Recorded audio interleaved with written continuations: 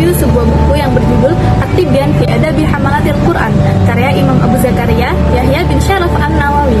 Tak kenal maka tak sayang, mari kita spill dulu biografi Imam Nawawi. Nama beliau adalah Yahya bin Syaraf bin Hasan bin Husain An-Nawawi Ad-Dimashqi Abu Zakaria. Beliau lahir pada bulan Muharram tahun 631 Hijriah di sebuah desa bernama Nawa, yakni di daerah Dimashq atau Damaskus yang sekarang merupakan ibu kota Suriah. Beliau mulai belajar di Al-Katatib dan juga mulai menghafal Al-Quran sebelum menginjak usia balik.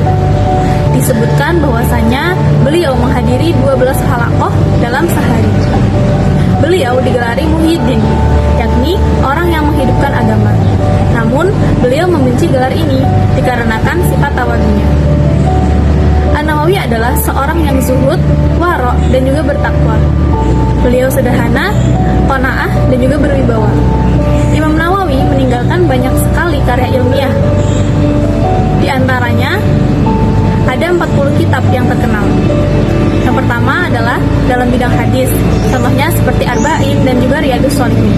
Kemudian dalam bidang akhlak, contohnya seperti At-Tibyan fi Adabi Hamalatil Quran, dan dalam bidang fikih, contohnya seperti Al-Majmu'.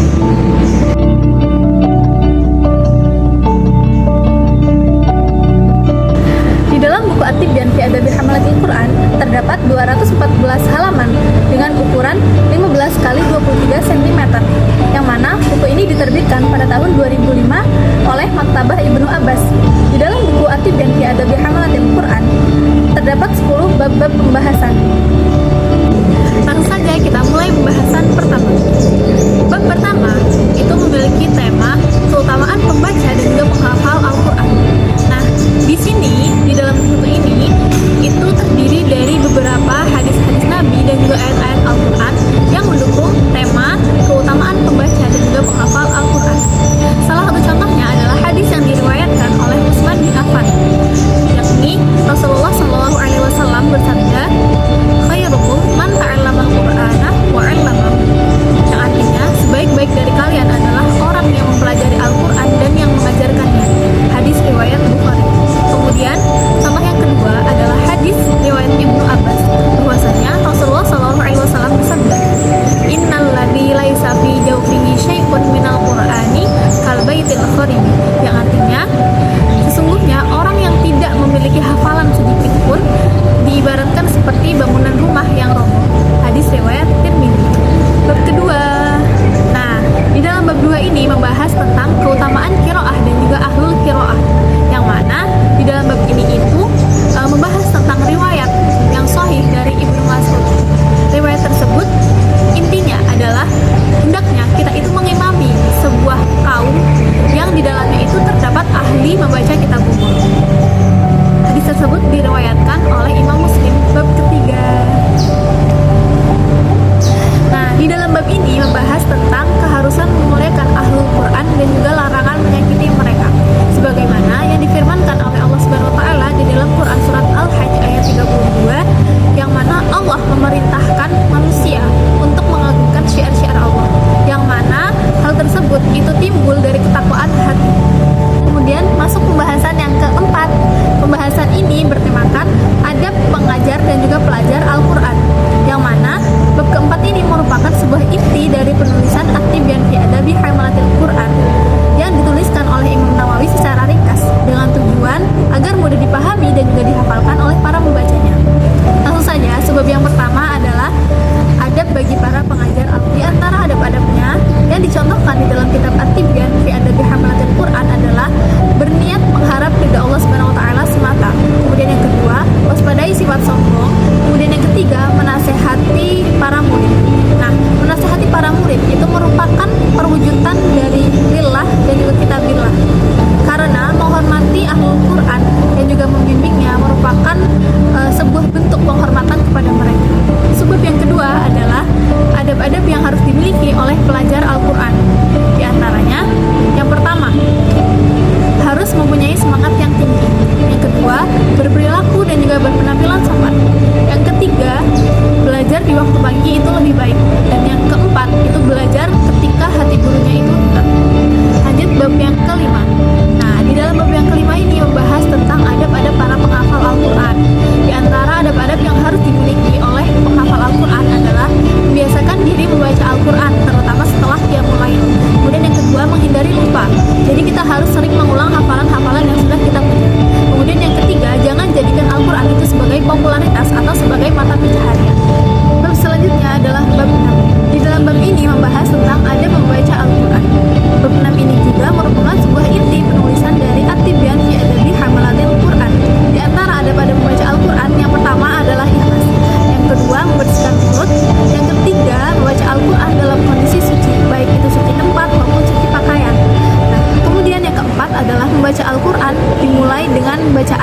disebut Bismillah dan juga Al-Fatihah.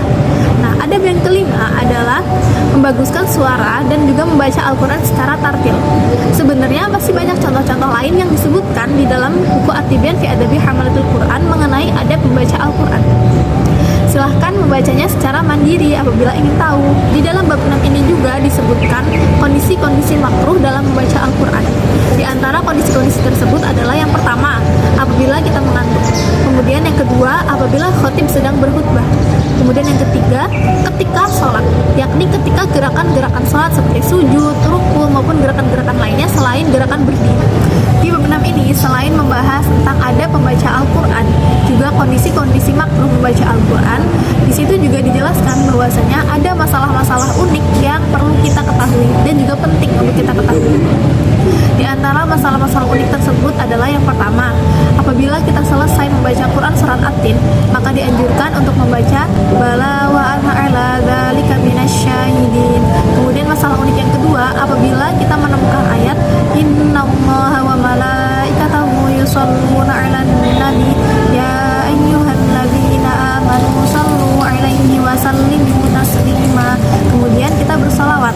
Nah, walaupun anjuran tersebut itu bersanad dhaif. Bab yang selanjutnya adalah bab ke-7.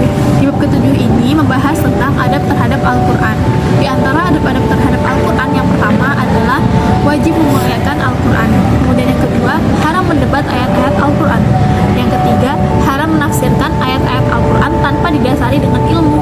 Kemudian yang keempat, makruh mengucapkan aku lupa ayat ini. Nah, bab selanjutnya yakni bab ke-8.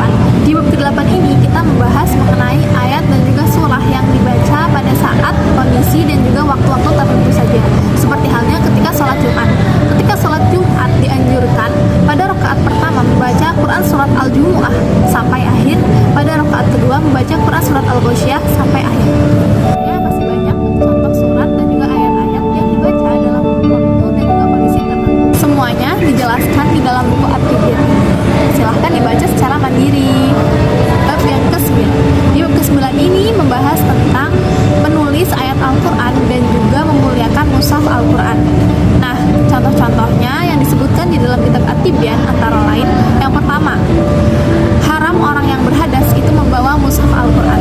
Kemudian yang kedua, menulis ayat-ayat Al-Quran dengan tulisan-tulisan yang bagus. Dan sampailah kita pada bab terakhir. Di bab terakhir ini atau bab ke-10 ini membahas mengenai akurasi nama dan juga bahasa di dalam buku At-Tibyan fi Adabi Hamalatil Quran, yang mana pembahasannya itu sudah tidak lagi mengenai adab-adab, tetapi pembahasannya itu mengenai kosakata yang sekiranya penulis itu membutuhkan penafsiran lebih lengkap. Nah, setelah kita membahas 10 bab mengenai pembahasan di dalam buku At-Tibyan fi Adabi Hamalatil Quran, maka kita bisa mengetahui kekurangan dan kelebihan yang ada di dalam buku tersebut. Kekurangannya adalah di dalam buku ini tidak dicantumkan adanya biografi atau profil penulis. Nah, sedangkan untuk kelebihan dari buku At-Tibyan fi Adabi Hamalatil Quran ini adalah materi-materi yang disajikan sangat praktis sehingga mudah dipahami dan juga tidak bosan untuk membaca. Kelebihan yang kedua, materi yang disajikan itu dilengkapi dengan hadis-hadis Nabi Muhammad SAW dan juga ayat-ayat Al-Quran.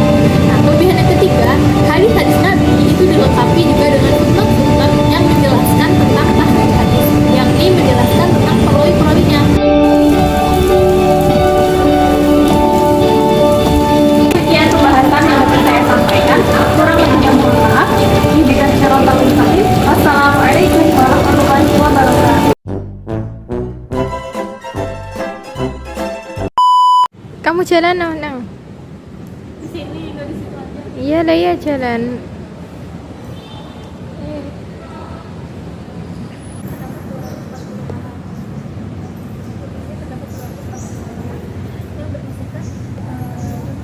Tujuan agar tadi potret ya. Iya, ulangi dari samping. Bisa kan, Sen? Bisa.